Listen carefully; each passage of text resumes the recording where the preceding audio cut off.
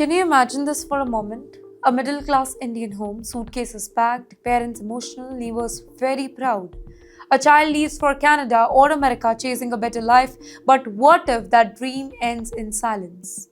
No graduation photos, no airport homecoming, only unanswered phone calls and heartbreaking news. You're watching Times XP, it's me, Dhriti Yatri, and let me narrate the dark side of study abroad dream. India is sending lakhs of students overseas every single year, right? But behind the glossy brochures and Instagram reels, there's a crisis that is slowly unfolding. Between 2018 and 2025, at least 26 Indian students lost their lives in violent incidents abroad.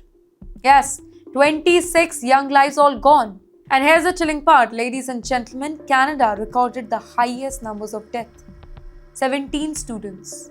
The US followed with 9 cases. Other countries also reported tragedies, but these two nations, well, the biggest student magnets, they are also witnessing rising safety fear. But you know what is really happening to the students abroad?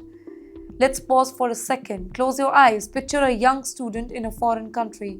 New language, new culture, no family, no safety net, and sometimes dangerous environment or violent attacks. Well, these incidents have raised serious questions. Is the dream turning into a gamble now? Is chasing global education becoming a risk new families truly understand? Then there is deportation shock as well. That is another silent crisis. Death is not the only fear here. There is another harsh reality waiting for thousands of students. Deportation. Well, many Indian students across countries like the US, the UK, Australia and others, they have faced return orders, and that too forcibly. Why? The reasons are surprisingly common and painfully avoidable. Visa rule violation, working without permission, fake admission document, ignoring immigration regulation. One mistake, one oversight, and years of dream collapse overnight. In fact, the numbers that should make every family think twice, from 2021 to 2025 alone, hundreds of Indian students were deported globally. Well, the UK recorded the highest deportation figures. Australia followed, the US also saw multiple deportation cases, and several students were even denied entry at the airport. Well, imagine landing after spending years of education only to be told that you cannot stay anymore. In the meantime, the government responds, help. But wait, is that enough? India says student safety abroad is a top priority for them.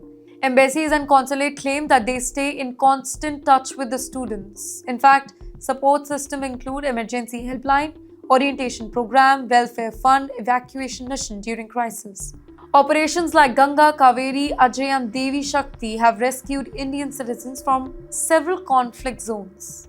But here's the real question. Can emergency rescue replace prevention?